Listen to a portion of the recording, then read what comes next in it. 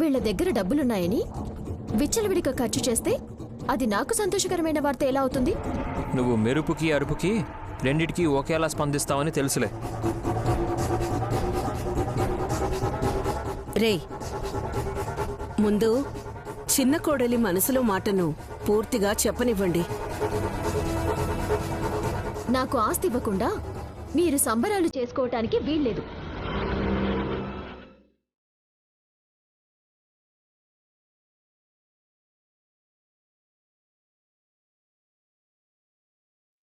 Sumana, documents ఉన్నాయా? సంచిలోనే పెట్టుకుని వచ్చాను బావగారు.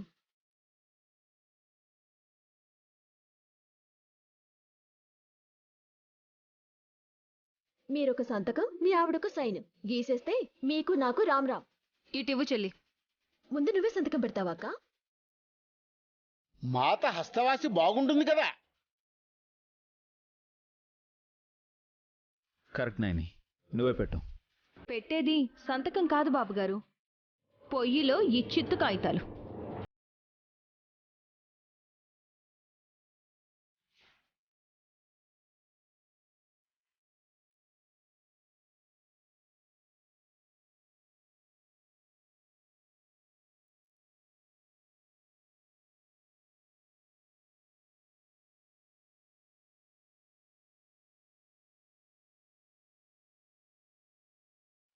మహాప్రసాదం బాయిలర్లో వేసి నీళ్లు వేడి చేస్తాను. ఇటివ్వు చెల్లి.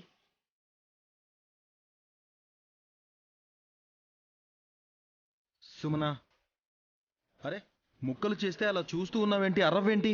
నువ్వు గొడవ పడవా? అక్కర్లేదు బావగారు. మా అక్క సంతకం పెట్టనని మొండికేసినా, బావగారు ఒక్కరే సైన్ చేసినా ఆటోమేటిక్గా ఆస్తిలో వాటా వచ్చేలా లాయర్ గారితో మాట్లాడాను. ఇంటి పరువుని కోర్టుకి ఏడ్చుకండి. మనం ఏది చెయ్యొద్దంటే ఆ పనే చేస్తానంటుంది బ్రో. అది సుమన నైజం. నిజం తెలియక అలా మాట్లాడుతుంది చిట్టి. ఎద్దులయ్యా, మాతా ఆ పేపర్ని ఇంకా ఎంతసేపని నీ సగం ప్యాంట్లో పెట్టుకుంటావు? చెమటికి తడిసి ముద్దైపోదా? తీ ముందువా మాతా. నీ నిక్కర్లో ఉండే అస్త్రాన్ని బయట పెట్టు.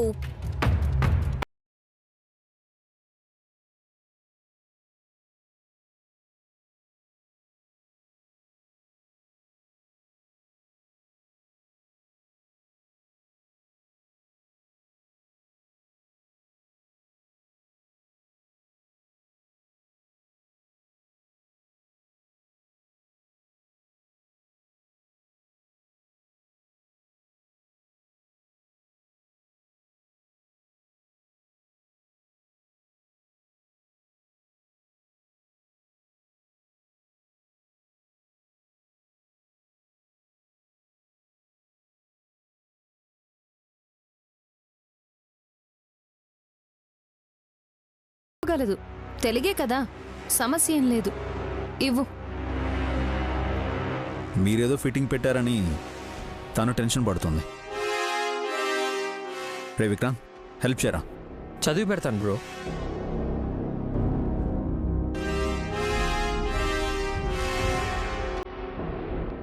శ్రీ పుండరీనాథం గారి వీలునామా ప్రకారంగా బిడ్డ పుట్టాక ఏ కోడలికైనా ఆస్తిలో సరిసమానంగా వాటా ఇవ్వాలి.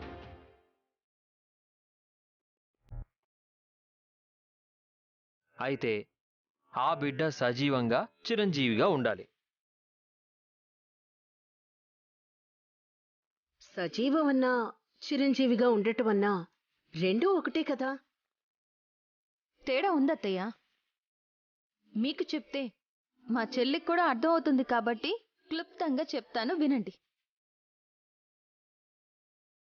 సజీవం అంటే బిడ్డ బతికే ఉండాలి. మొదటి కాన్పులో సుమన బిడ్డ పొరుట్లోనే కన్ను మూయడం వల్ల ఆస్తి రాలేదు. ఇప్పుడు పుట్టినా బ్రతికే ఉన్నా చిరంజీవి కాలేదు.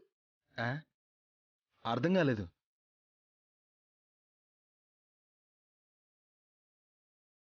మా బీరకాయ భర్తకి ఇంకా లోతుగా చెప్పాలి చెల్లి.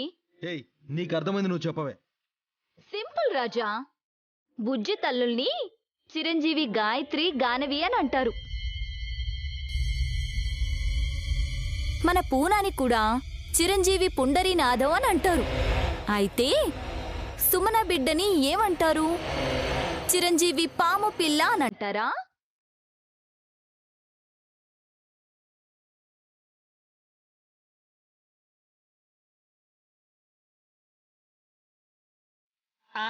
అలా ఎందుకంటారమ్మా? అలా అంటే ఎవరైనా ఊరుకుంటారా? పేరు పెడితే ఆ పేరుతో పిలుస్తారు కదా. నాగయ్య అంటే వస్తాడు, పెద్ద బొట్టమ్మ అంటే వస్తుంది.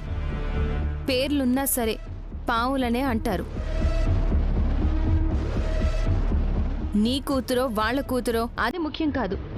నీ పాపగా నువ్వు పగలెత్తుకున్నా రాత్రికి పావుగా మారుతున్నప్పుడు ఆస్తిలో వాటా ఇవ్వడం కుదరదంటే కుదరదు.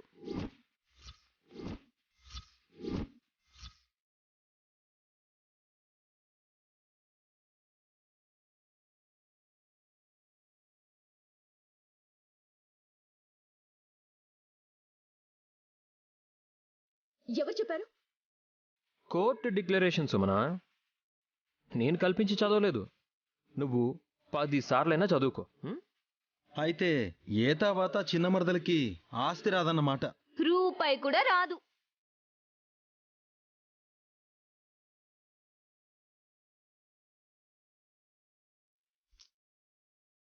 మరీ ఇంత దురదృష్టవంతరాలు అనుకోరే సుమన. నేను సంతకం పెట్టినా సరే దానికి విలువ లేకుండా పోతుందని కల్లో కూడా ఊహించలేదు.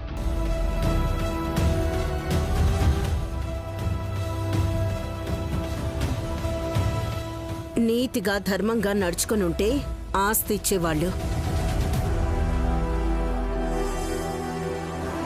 అలా కాదు గాని న్యాయంగా నడుచుకున్నారు మాత.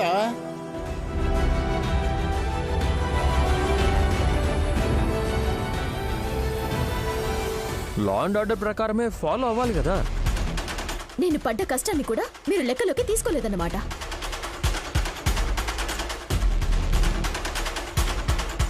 అలాంటి ఫీలింగ్స్ వీళ్ళకు ఉండవు. జాలిపడ్డా ఖాతాలో అయితే డబ్బులు పడవు కదల్లుడు. పాపం అనిపిస్తుంది. కడుపు కోయించుకొని గర్భాశయం తగిలించుకొని 2 కోట్లు ఖర్చు పెట్టి ఎన్నో ప్రయాసాలు పడి బిడ్డ కన్నా ఫలితం లేకుండా పోయింది. నోను అలా అని డిసప్పాయింట్ చేయకండి మావయ్య. తన పిల్లకి రేపు మా పిల్లల బర్త్డే రోజు పేరు పెడదాం.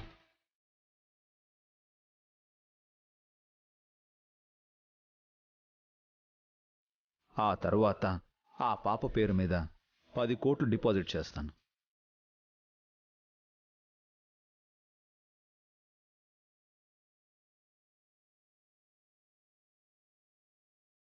పెరిగి పెద్దయి మైనారిటీ తీరాక 10 ఇంతలవుతుంది. అంటే ఇంకో 20 ఏళ్లకి 100 కోట్లు అవుతుంది.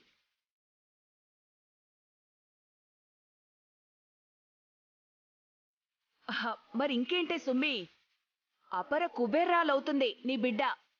అప్పుడు ఉండేదెవరో చచ్చేదెవరో. అలా కనుకుంటే ఎలాగమ్మా? ఫ్రీగానే వస్తున్నప్పుడు ఎందుకు కాదంటావు? సో వీళ్ళ పిల్లల పుట్టినరోజుకి నీ పిల్లకి కానుకై ఇస్తున్నారన్నమాట.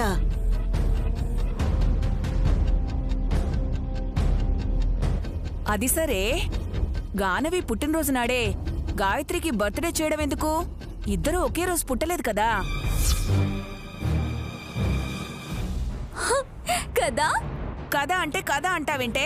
ఎవరెప్పుడు పుడితే నీకెందుకు పిన్ని?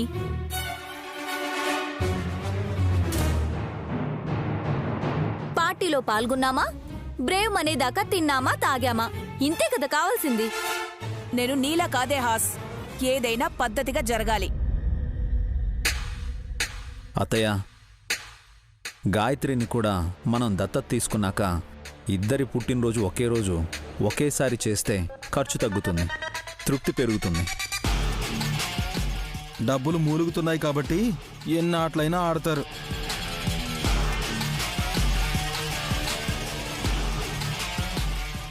వాళ్ళ ఇష్టం రా, నువ్వేం ఖర్చు చేయవు కదా. నా దగ్గర ఏముంది మమ్మీ? బ్రో, కూనా బాబు కూడా అదే రోజు పుట్టాడు కదా. అరే అవును కదూ. ఇది వరస. ఈయనకి కొడుకు బర్త్డే కూడా తెలీదు. అందుకే నేను కూడా ఆ విషయం చెప్పకుండా సైలెంట్ గా ఉన్నాను.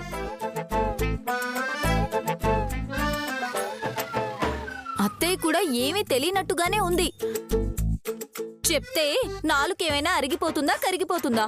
నువ్వెలాగూ ఖర్చు చేయవు, పిసినారివి కదా అని చెప్పలేదు. అంత మాట అన్నాక నేను అసలుకే ఖర్చు చేయను. మాత, కోపం వలదు.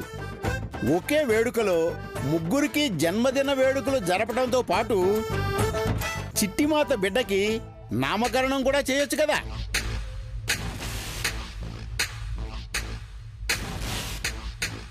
కరెక్ట్, అలాగే చేద్దాం. రేపు సంతోషంగా సెలబ్రేట్ చేసుకుందాం, ఎంజాయ్ చేద్దాం.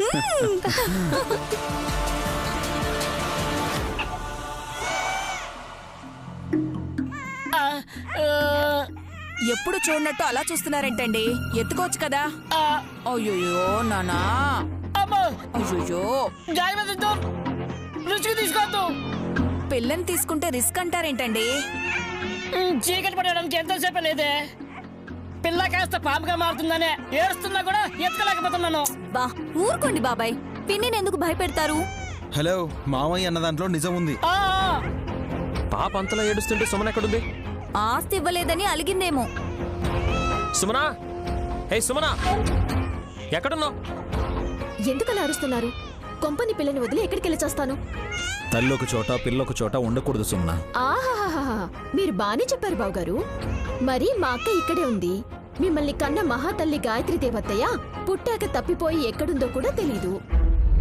తల్లి బిడ్డలు ఒకే దగ్గరుండాలన్నా మీరేం చేస్తున్నారంట? ఇటు పిన్ని. అమ్మగారు నా కూతురుగా పుట్టడమే నా అదృష్టం.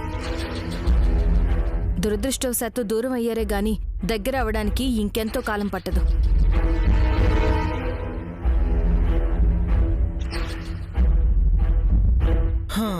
ఇలా అనుకుని టైంపాస్ చేయడమే గాని ప్రయత్నాలు ఏమీ చేయరు కదా. ఎందుకు చేయాలి? అలా అంటావేంటే? కన్నబిడ్డను అలా గాలి కొదిలేస్తామా? దత్తత తీసుకున్న పిల్ల చక్కగా బుద్ధిగా ఉంది కదా పిన్ని. పైగా పేరు కూడా అదే. అలాంటప్పుడు ఏ దొంగల ముఠా దగ్గరో ముష్టి వాళ్ళ దగ్గర పెరిగే గాయత్రిత్తయ్య. ఆపే.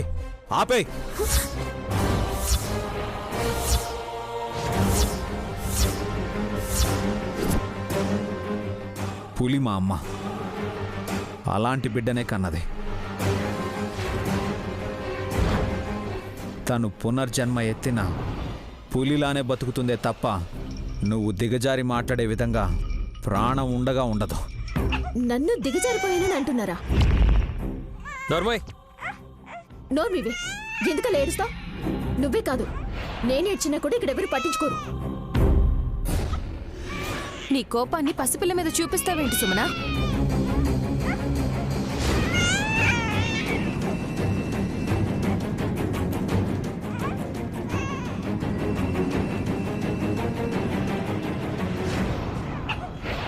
నాకన్నా నువ్వు ఎక్కువ కోపం, ద్వేషం, అసూయ, అవలక్షణాలు అన్నీ చూయించవక్క. చెల్లి ననొద్దని నీకు చెప్పాను చిట్టి. తప్పుగా అనలేదు, నిజం ఉంది కాబట్టి అంటున్నాను. ఆస్తి ఇవ్వకూడదని కోర్టు నోటీసులో తీసుకొచ్చిన ఆవిడ నేను మాత్రమే కాదు, నా బిడ్డ అయినా సుఖపడకూడదనే కదా అలా చేసింది. బాబుగారు పాప పేరిట 10 కోట్లు ఇస్తానన్నారు కదా. నిజంగా ఇస్తారా? మీకు మీ అమ్మకి డౌట్ ఉండొచ్చు గాని విశాల్ మాట తప్పడు. ఈ కంటి ఏడుపు చర్చలు ఎందుకక్క?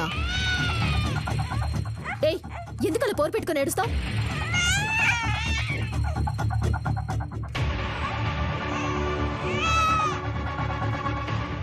నువ్వు అలా తిడితే పాపకు అర్థం అవుతుందా? బుద్ధి లేనిది మా చెల్లికి కాబట్టి అలా చేస్తుంది. చిన్నపిల్లలన్నాక ఏడుస్తారు. మీ పిల్లలు ఎప్పుడు ఏడవలేదన్నట్టు చెప్పకక్క. ఏయ్, ఇక్కడ పడుండు. సుమనమ్మా ఎత్తుకున్నాక కూడా ఏడిస్తే నేనే చేయగలను. సుమన,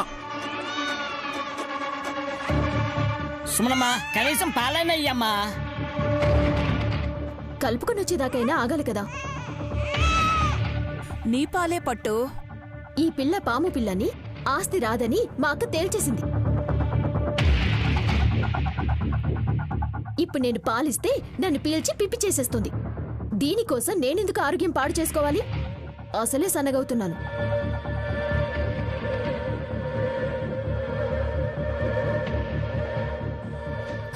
జీరో సైజ్ వస్తే మంచిదే కదా. నా మొహానికి అదొక్కటే తక్కువక్క. పాప ఏడు పాపేసింది.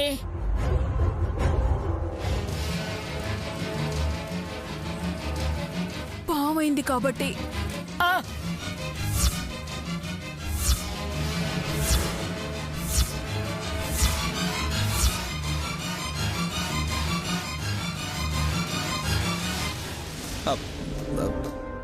బయట చీకటైనందుకే ఇక్కడ పాప పాముగా మారిపోయింది.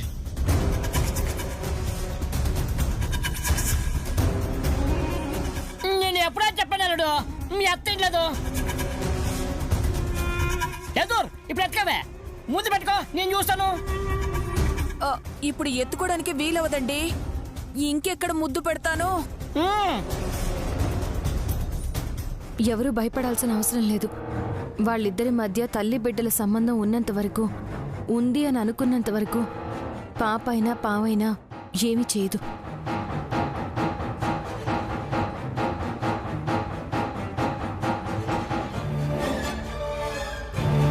ఇప్పుడు చెప్పు చిట్టి, ఇలా ఉంటే ఆస్తి ఎలా ఇస్తారు? మీరు ఇవ్వకూడదని నిర్ణయించుకున్నాక నేను ఎన్ని ప్రయత్నాలు చేసినా లాభం ఉండదని అర్థమైందక్క.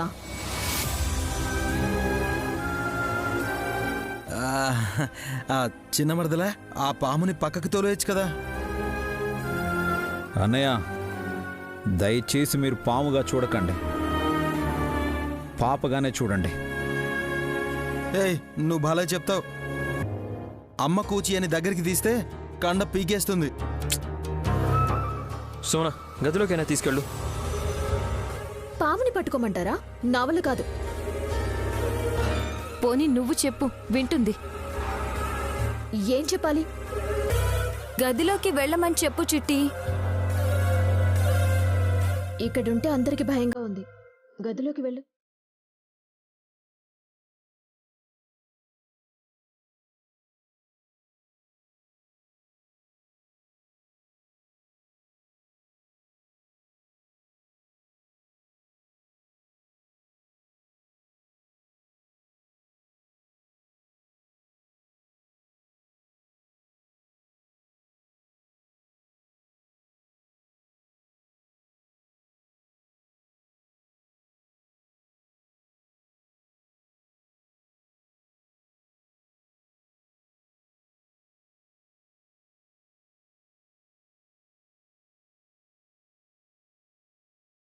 పసిపాపుగా ఉన్నప్పుడు అభం శుభం తెలియదు కానీ పాముగా మారినప్పుడు మాటలు అర్థమవుతున్నాయి. ఏంటి ఈ చిత్రం?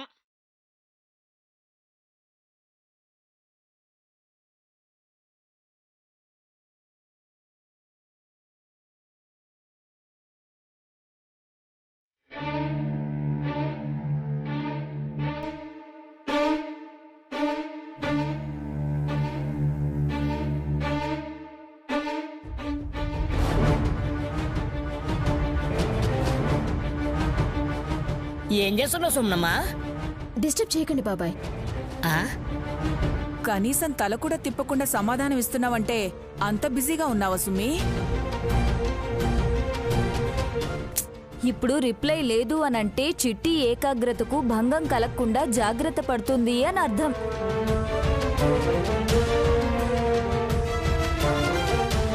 అంత ఇంపార్టెంట్ పనాది? ఉండొచ్చు bro. Evening Gayatri గానవి పుండరీనాథంలో birthday function కదా, ఏర్పాట్లు ఎలా చేయాలో రాసుకుంటూ ఉంటుంది. అదే నిజమైతే పిల్లలకు పిన్నిగా సుమననే ఈ ఫంక్షన్కి ఇన్ఛార్జ్ కమ్ కేర్ టేకర్ చేద్దాం వదినా. వై నాట్ విశాల్, అలాగే చేద్దాం. నీకు సమ్మతమే కదా చెల్లి? నాకిష్టం లేదు. మీ పిల్లల వేడుకలకి నేను గొడ్డు చాకరీ చేయాలా?